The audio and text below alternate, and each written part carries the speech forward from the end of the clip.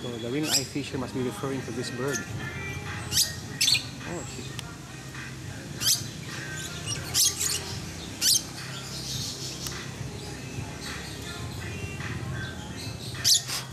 I have to get a focus.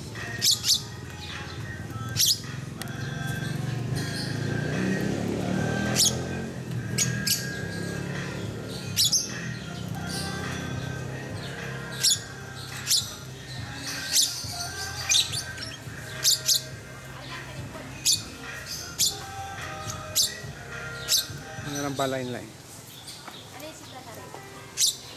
Lots of different colored parakeets here. Or lovebirds. Very noisy.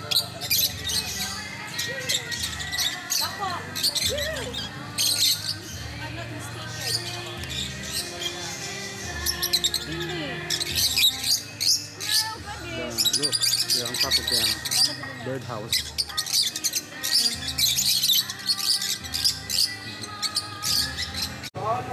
Sila ka buo. Bayag laki siguro eh. Hindi laki yun. Paris.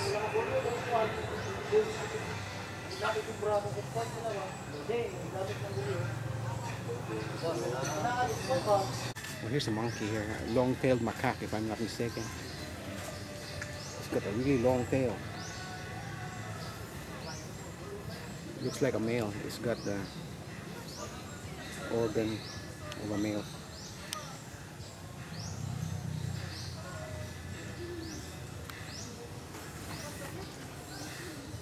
It's preening itself. I think it's eating the lice on its leg, the inner part of its leg. See, it plucks the lice one by one and then puts it in his mouth. Let me get another view. You can see it's actually eating the lice.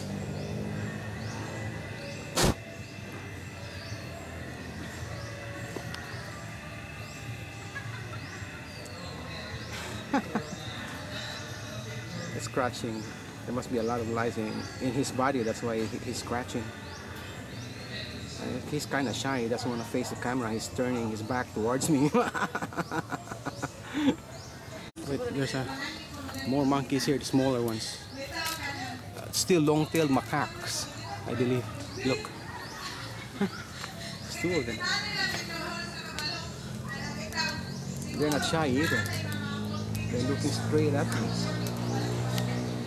I don't want to put my finger close to it. He might, or she might bite it.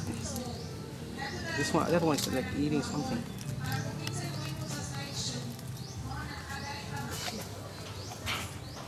That's really close. You can see it. I'm not using zoom right now. Pa-picture ka. Okay. Like, tanaw lang, hindi mo flash kaya mabuka niya, mahayal. Oh, he's smiling, look. He knows his picture is taken. Hello. Hi. Flash. Sorry. Tara. So it's male, look. It's got the Tara. male genital organ. This one's male, the one that smiles. Oh, this another one there. Kuan long-tailed macaque. Kani. Kani ba? Kuan ni siya kanang Palawan bearcat man tingay ni siya. Mo ni gitawag Palawan bearcat. Nagkadto mo kun sa kuan gud Kukulandia ya. Kinumdum ko ba? Oh, mo ni kuan Palawan bearcat. I'm pretty sure mo ni. Palawan bearcat. They're asleep. They're nocturnal animals, so it's not surprising to see them asleep at this time of the day. It's about 2:30 p.m. Halo or how in local dialect, and it's in English it's water monitor lizard. So there are 3 of them right there.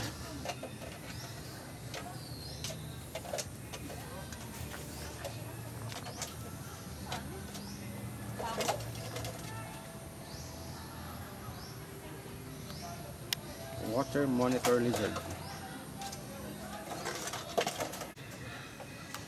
Philippine python sawa. Change skin siya. Tanawa na sila. I'm trying to find. Oh, here's the head. I see the head now, right there. There's the head.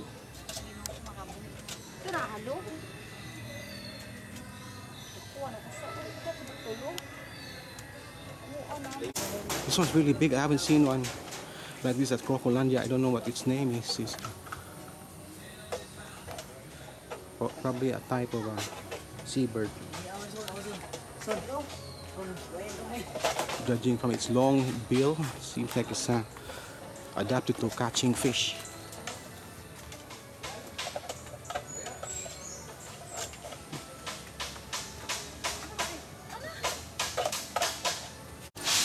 Okay na.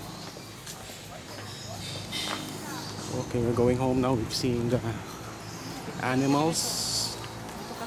Not that many, pero... Ha? Ito sa hat. Asa man Naman tayo doon. Ano sila yung spring? Murag nagsipa mas development nga niya. Murag, no? Ila pa niyang develop. Yan lang ako nga rin kay Kuan Wood Bugnaw. Landong.